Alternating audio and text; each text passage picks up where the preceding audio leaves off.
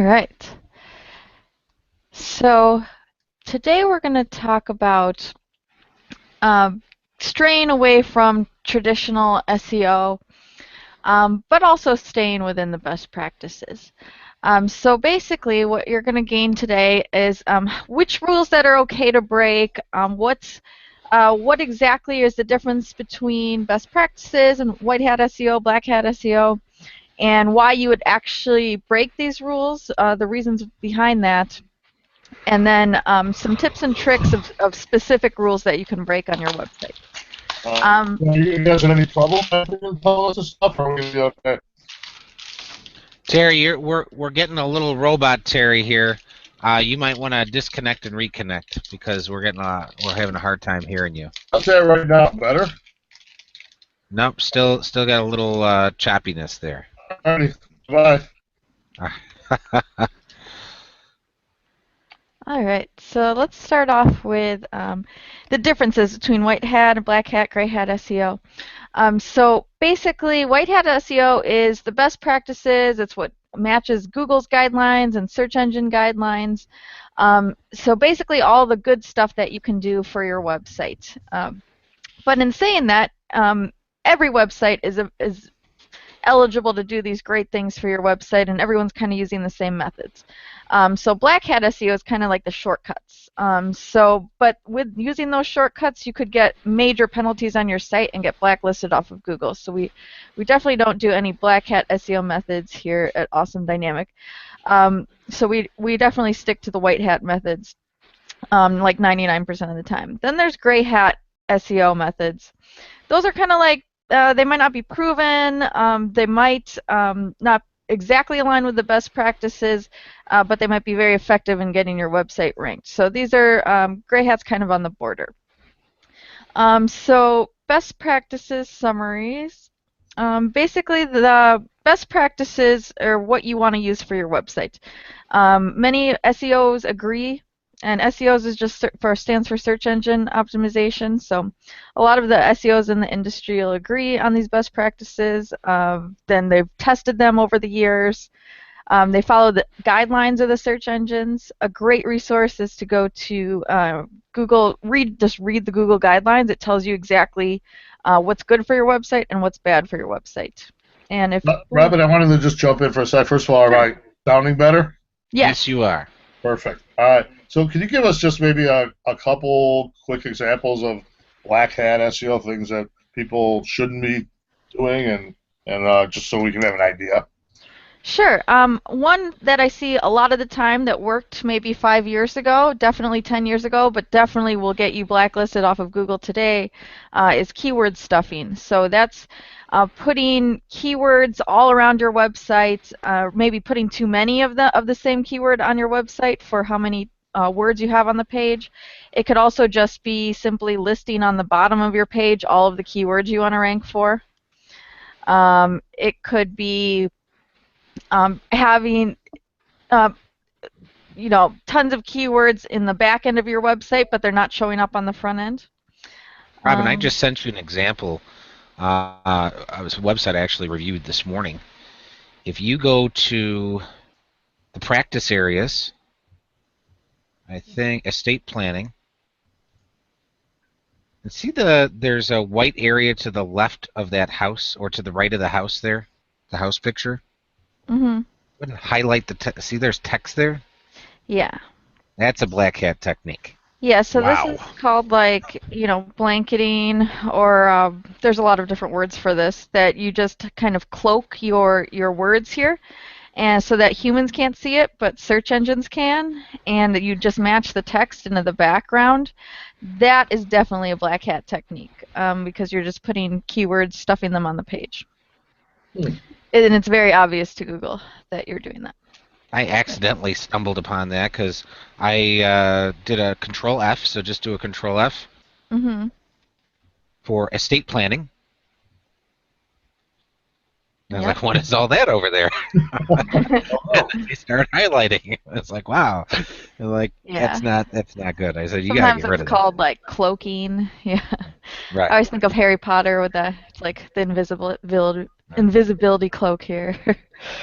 And, and the Blake was just commenting to me through the chat that he's never seen that before. That used to be a very popular technique years ago. And usually it was done at the bottom of the website. So if you ever saw like a giant blank space at the bottom of the website, that's usually where that was done. So I don't think I've seen it recently at all. But and then I all of a sudden see it on the right side. I'm like, well, I haven't seen that in years. But that was a very interesting example that I thought was relevant to what you're covering, Robin. Wow. Oh, So when you yeah. talk about being blacklisted, I mean, are they literally taking you out, taking you out of the search results completely? Yeah, you're off of the search results, or they'll put you way down, like on page 50. Well, which is the same thing for all practical purposes. Yeah. Right. All right. And you can actually recover from those penalties if you fix the site and submit to Google that you fixed it. So, and that's a good point. How do you know if you get blacklisted? A couple different ways. You can go to definitely log in a search Google Search Console, which is this tool here. Google Search Console will let you know if your website isn't following the best practices. Page Speed Insights is another one here that we'll go over later in this webinar. And also just looking at your rankings. And if you just tanked in your rankings recently for no reason at all, it's usually because you have a penalty. All right. So, yeah, we want to definitely follow these best practices. And the way that we figure these out are just looking at the guidelines. These can change over time, though. So something that works today might not work tomorrow because Google is constantly changing. All right. So breaking SEO rules. There's tons of ways that you can actually break the rules. And the rules are just kind of like guidelines. If you're going to have there's all of these articles out there, all these webinars, all of these SEOs saying, no, this is the best way to rank on Google. No, this is the best way. And they all have their own list of how to rank on Google. And they all say, this is the most important, or this is the most important. So just keep that in mind when you hire an SEO company, that they're all going to have a different method. But in general, they're going to follow this. You need Google My Business, you need some social media, you need a lot of reviews online, you need your website to be fixed, lots of content, backlinks, and citations. So every SEO is going to have some form of this. But the importance on each one of these is going to be different, and the details behind it's going to be different. So if you are looking at, you're probably, if you hired an SEO company, you probably realize that you have a problem with your website, you want to promote it, and they're going to tell you how to do that. If you disagree at all during the whole time, just know that that's okay. So if you want to prioritize, let's say, one page on your website, or if you really want to rank for one keyword, just let them know that, and then they can adjust to that. So what are some reasons why you want to break the SEO rules? A lot of times we'll have time constraints here. That one is because someone wants to rank for a certain keyword in a certain amount of time. Sometimes that can be not possible because of the competition on that keyword, but there could be some ways around it. So if you call an SEO company and say, I want to rank for this word next month, well, you either need like $100,000 or you need to have time. So basically, to rank for a certain keyword in a month, it might be impossible. If you want to rank for diamond ring in 3 days, that's going to be impossible. If you want to rank for diamond ring in 3 years, it might be impossible because the competition is so high on that keyword. And Robin, would it really be safe to say that, I mean, any SEO company that's going to promise you any kind of specific ranking improvement in a specific time frame, there's probably an issue there because there's so many variables. I mean, all these things can be done. Any of them can be done with enough time/money. But to say we can rank you for blank and you'll be ranked first within X amount of days isn't really a realistic approach. Right. Companies that give you promises and guarantees like that are usually finding a tricky way of doing that. For example, I know, Paul, you're saying that like, what is it, Yelp does that, or Yext, when they guarantee you first page results. Oh yeah, Yelp does that. So they'll say, we guarantee you first page results, and what they do is, let's say you're a lawyer, and you're looking, Yelp calls you and say, hey, we're going to get you on the first page of Google. Well, they're not going to get your website on the first page of Google. They're going to get a page on the Yelp website on the first page of Google for, let's say, lawyer in Wakanda, Illinois. And on that page is going to be all your lawyer competitors. And depending on how much you pay versus the other people that are paying to Yelp, will determine how high you are up on that Yelp page. But your website itself won't be higher up in the search engine. It's going to be this Yelp page where then if someone clicked on it, you're there with a whole bunch of competitors, and who knows where you are in that list. They're just saying, yeah, you'll be on the first page on our list that's on the first page of Google. That's what they're really saying, but they're kind of skipping all those steps when they say And if you stop paying them a week from tomorrow, then what happens? I think you just disappear. Yep. There we go. Yeah. So, but another example of time constraint could be you have an event that's coming up in 6 months, and you want to rank for some keywords, and you want to get some more people at your event, or if you need volunteers for like a 5K run. Those might be some examples of time constraints where you would skip the normal steps of how we would start your SEO program and then just go for those specific goals that you have in mind. But overall, you want to leave at least 6 months for an SEO program to start seeing long-term effects. So basically, if you're trying to rush the SEO, it won't work as effectively as if you had a more long-term plan. So if you're planning on having an event in 4 months, it's good to start your SEO a year ahead of time. So it's really more of a long-term goal. If you want to rank for those shorter keywords, you're either going to have to pick words with lower traffic and lower competition, or you're going to have to, do a combination of AdWords and get that started right away in combination with SEO. So SEO is definitely your long-term plan. All right, so that might be one reason to break SEO rules is time. Second reason would be your ROI measurement, so your return on your investment. So fixing all the little SEO technical issues, you might not see your immediate investment, but over time you're going to see this. Like for example, we could be building links and putting out press releases and articles and things like that. But what you're going to see is that over time, that's going to grow and it's going to multiply. So if you're doing all these blogs, you're doing press releases, you're improving your pages, you're ranking for keywords, you're getting reviews, you might not see a lot at the beginning, but over a year's time, you're going to see those articles keep popping up. People are going to keep linking to them. They're going to have a tremendous effect over a lot of time versus just doing AdWords and then having it go away. You're not going to see any more effect from there. So what you pay for now, you're going to see the effect in the future. So then another one would be your varying SEO goals. So it depends on what your goal is. Is your goal to get to the top of Google? That's one goal. Is your goal to get to more customers? That's another goal. Third goal would be you want 10,000 likes on Facebook within this year. Another goal could be you want volunteers for a specific event. So people have all different kind of SEO goals, so let your SEO company know what your goal is before you start. Most people's goal is they want to make more money, but that's not everyone's goal.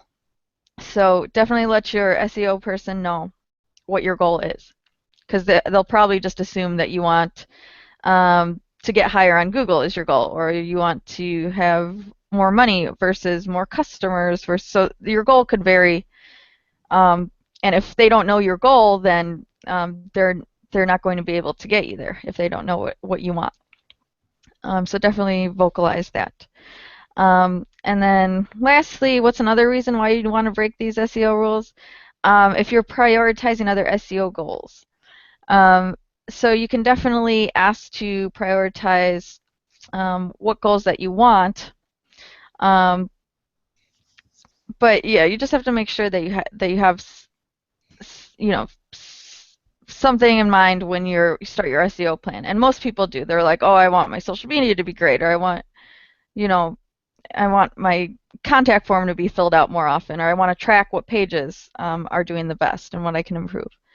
So lots of different reasons to break the traditional SEO rules.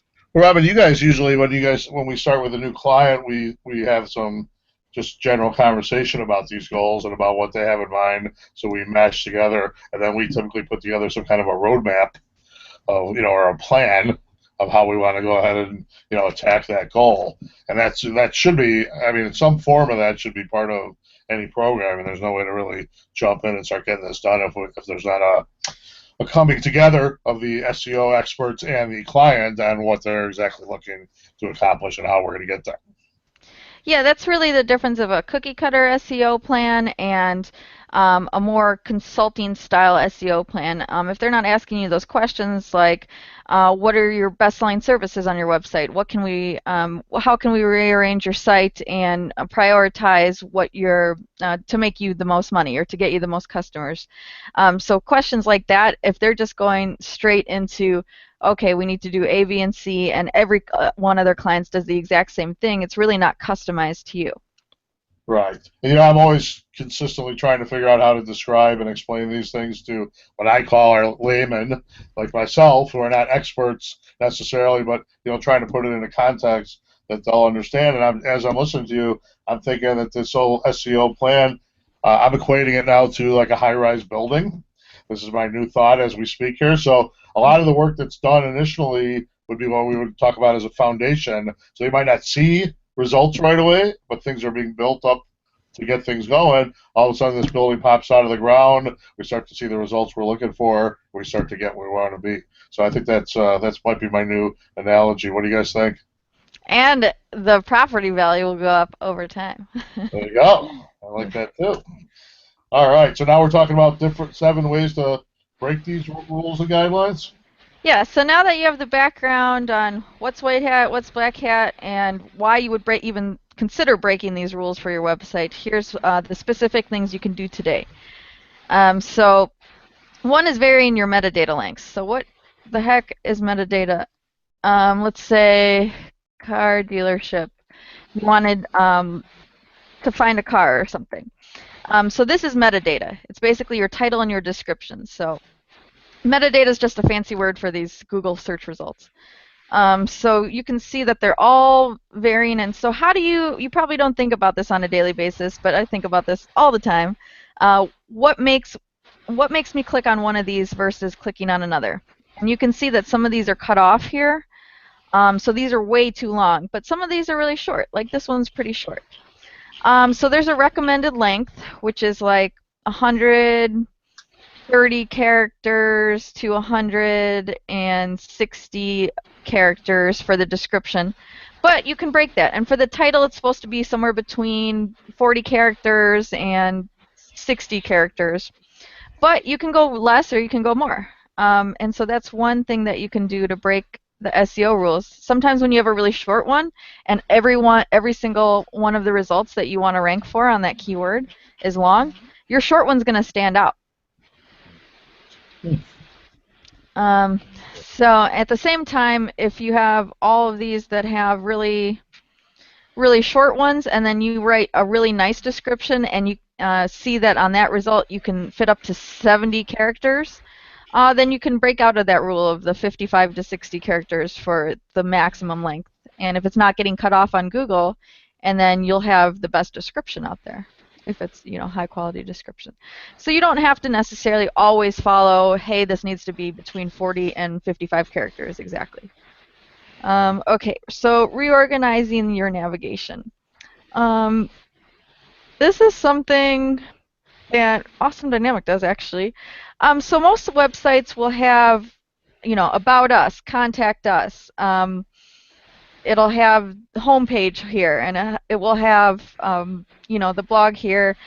So it'll have an entire menu that's people are very used to.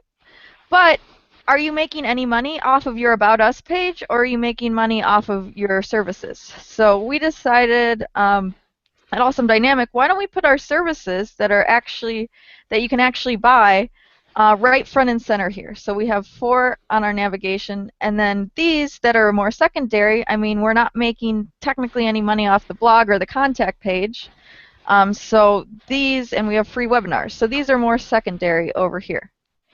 And I don't know, Paul, if you wanted to comment on this specifically.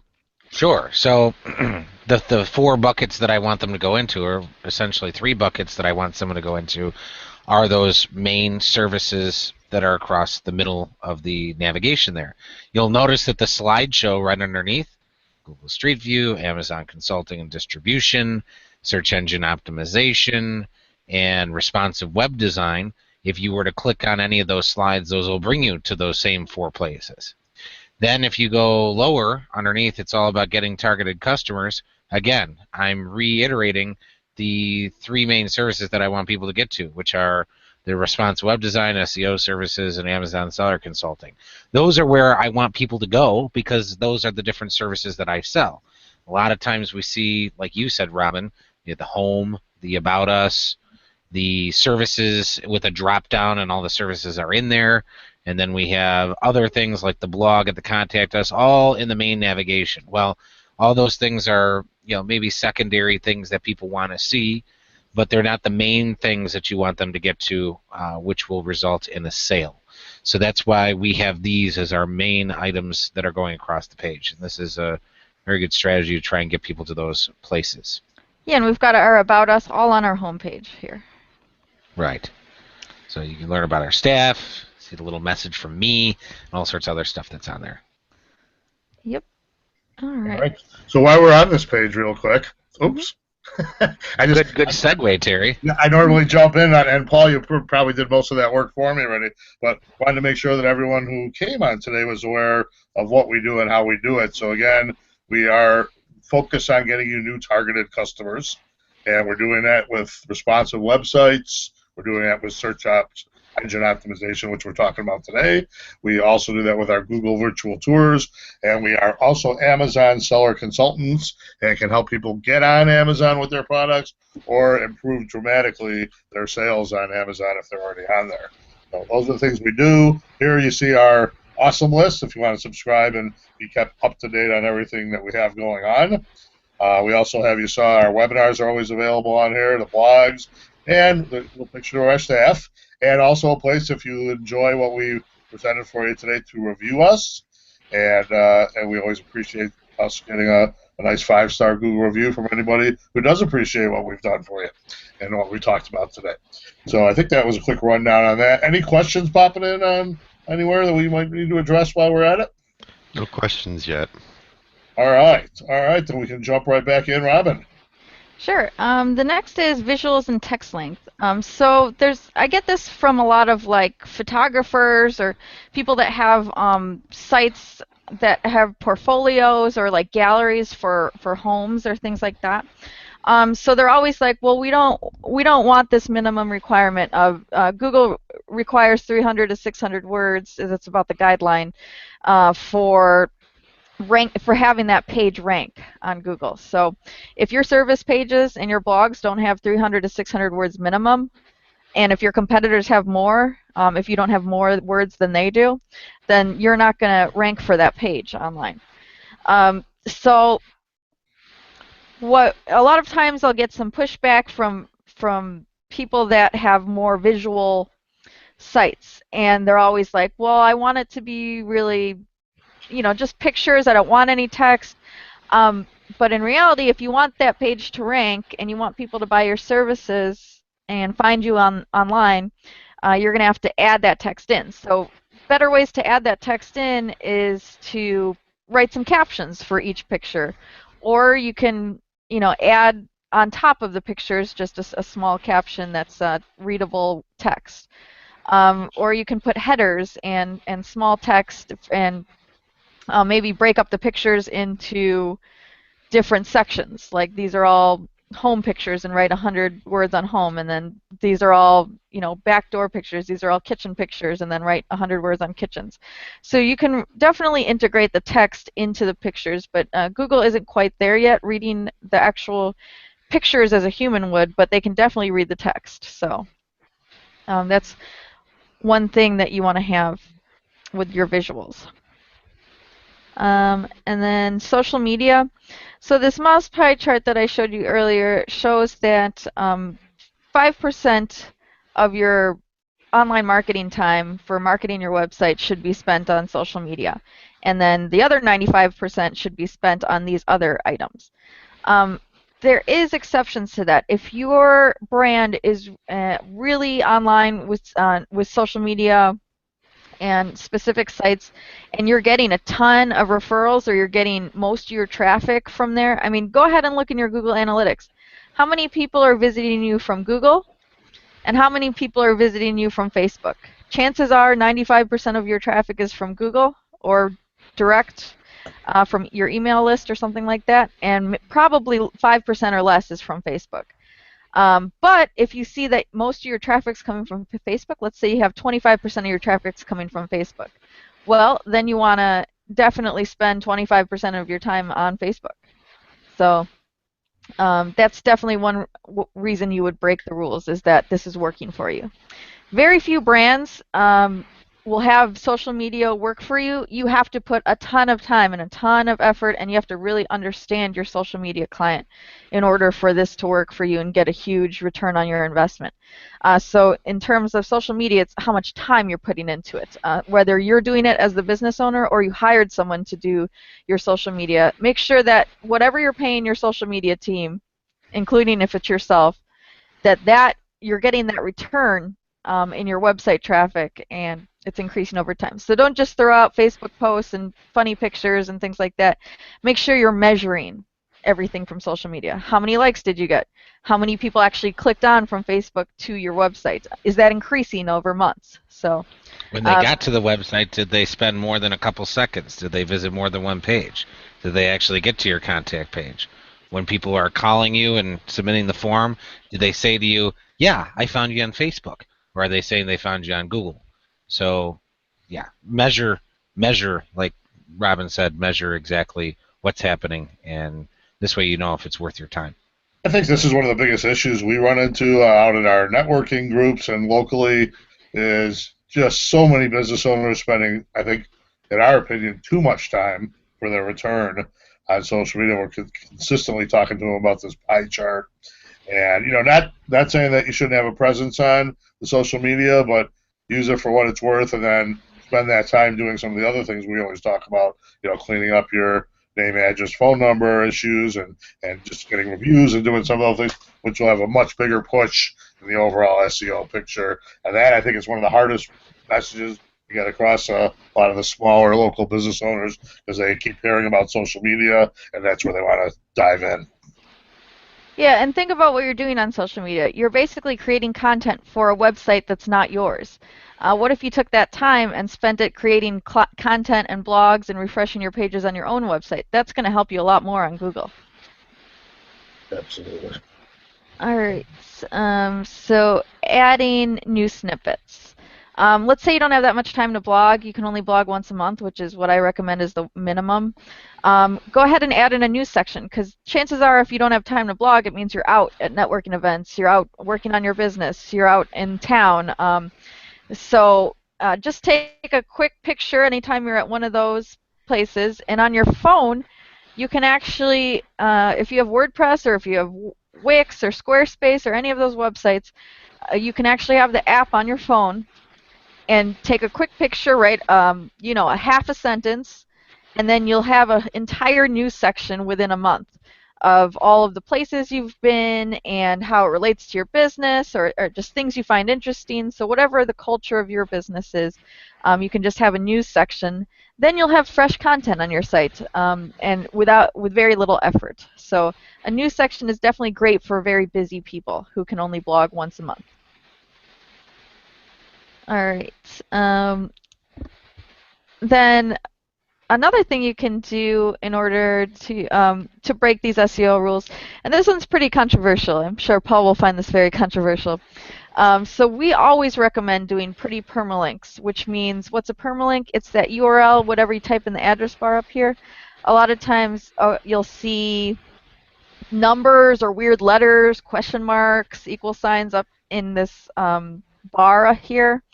You can see that I purposely did a pretty permalink. It says when to break SEO rules, which matches the title of this blog.